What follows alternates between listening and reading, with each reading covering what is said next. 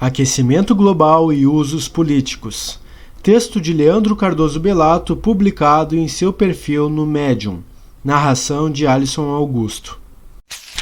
Para ouvir mais narrações como esta, acompanhe o podcast Narração Filosófica, um podcast no qual eu, Alisson, faço a leitura de textos variados, inclusive artigos acadêmicos e livros de filosofia.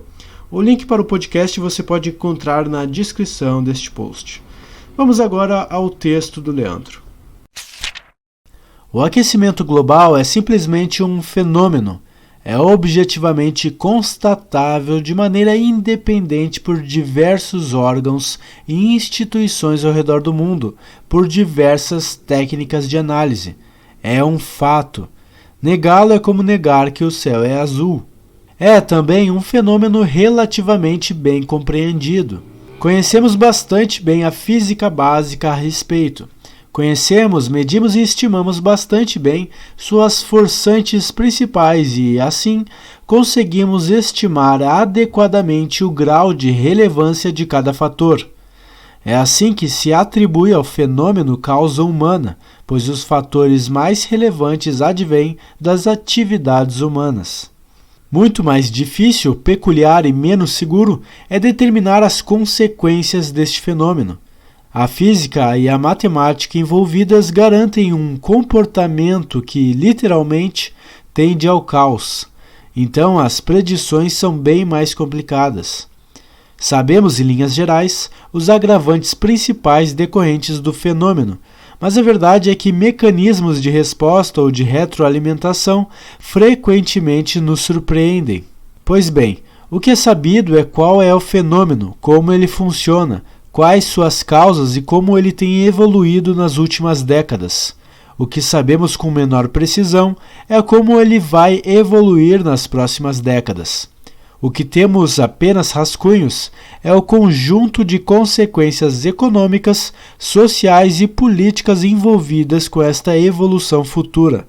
É de interesse global mitigar o aquecimento global, porque nossa capacidade de produção e distribuição de alimentos depende de condições delicadas, sob pouco controle humano, e frequentes ou intensas perturbações nestas condições atrapalham a consecução da tarefa básica de obter e distribuir recursos remotos.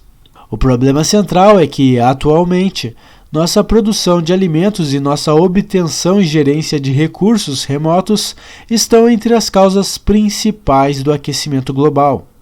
Basicamente, a civilização contemporânea é dependente dos fatores que causam e agravam o aquecimento global e, paradoxalmente, este aquecimento dificulta e pode vir a encerrar a civilização contemporânea. Um problema muito grave e sem soluções simples. Basicamente, é uma questão extremamente dependente das tecnologias usadas para a obtenção e gerência de recursos remotos e na produção e distribuição de alimentos. Portanto, é um problema que afeta a todos, independentemente de suas preferências políticas, ideologia, ativismo partidário e afins. Sendo assim, não há motivos racionais para que qualquer grupo evite lidar com a questão. E, de fato, sendo uma questão em escala planetária, necessita de colaboração em escala planetária. Logo, a abordagem do assunto precisa buscar consensos, ser inclusiva e tolerante com pontos de vista e visões de mundo diferentes, não estar vinculada a um segmento ideológico ou político. Entretanto, não é o que normalmente se observa. Grupos ideológicos buscam se apropriar do tema, vinculando o próprio fenômeno em sua descrição a causas ideológicas desconexas com as causas físicas do fenômeno, propondo soluções falsas, ineficazes ou ineficientes, baseadas não no melhor conhecimento técnico a respeito do assunto, mas no oportunismo de tentar empurrar uma agenda pré-existente. Sobretudo, a tentativa, até bastante exitosa, de cooptar ideologicamente o tema é divisiva, combativa, fomenta disputas, é excludente e intolerante quanto às distintas visões de mundo. Não fomenta colaboração em escala planetária, fomenta desconfiança, indiferença ou até negligência. Quem tenta se apoderar do tema não está interessado no bem comum da humanidade. E dificilmente quer mesmo conseguir progresso nesta área, posto que politicamente se lucra muito quando se consegue criar adversários reais ou imaginários a uma causa alegadamente boa. Colaboração global implica cooperação entre antagonistas, implica aliança com os autocratas chineses, com os teocratas muçulmanos, com os capitalistas americanos, com os corporativistas latino-americanos, etc. Nenhum deles pode ser excluído, nem se sentir hostilizado. E, o mais difícil para persuadir cada qual, é necessário demonstrar que eles têm a ganhar com isso e, assim, ser mais ainda o que os demais detestam que eles sejam. Enquanto a questão for tratada como brincadeira de criança ou palanque eleitoral, não haverá avanços notáveis na mitigação do problema. Enquanto grupos buscarem cooptar o assunto para si, a colaboração em escala planetária não se fará possível. É uma questão que precisa ser vista como concernente a todos, não ter partido, não ter ideologia. E numa época de tribalismo ideológico e político, mesquinharia política, oportunismo cínico e intolerância às visões de mundo alheia, a ação necessária para lidar com este problema é impossível.